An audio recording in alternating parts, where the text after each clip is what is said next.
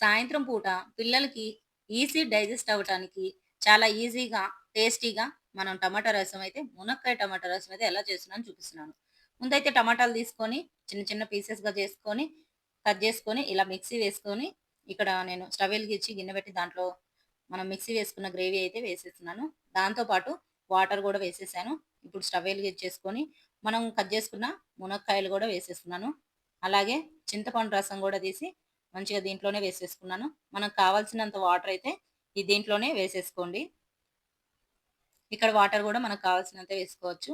ఈ రసం ఎంత పలుచగుంటే అంత టేస్ట్‌గా ఉంటుంది. అలా అని మరీ నీళ్ళు నీళ్ళుగా కాకుండా కొంచెం మనం వేసిన టమాటాలకు తగ్గట్టు వేసేసుకోవచ్చు. దీంట్లోకి కావాల్సింది సాల్టు, అలాగే స్పైసీ కోసం కారం.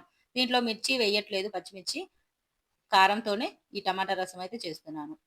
కొంచెం కారం గూడా ఎక్కువేసుకోండి. అలాగే పసుపు.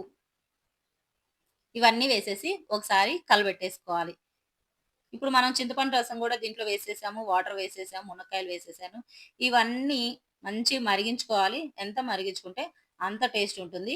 ఇవన్నీ అయితే మంచిగా మరిగించేసుకోవాలి. మునక్కాయలు గూడా బాయిల్ అయిపోవాలి. ఇప్పుడైతే ఒక పొంగొచ్చేసింది గదా! ఇవంతా పొంగిపోకుండా మంచిగా కలబెట్టేసుకొని, సిమ్‌లో పెట్టుకొని మంచిగా మరిగించుకోవాలి. చూసారు గదా! మరిగిస్తున్న కొద్దీ మనకి లిక్విడ్ గూడా మొత్తం తగ్గిపోతుంది. మునక్కాయలు గూడా మంచిగా బాయిల్ అయిపోయినాయి.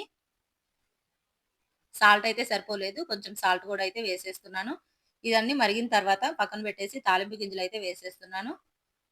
ఆవాలు, జీలకర్ర, పచ్చెనగపప్పు అన్నీ కొంచెం కొంచెం వేస్తున్నాను.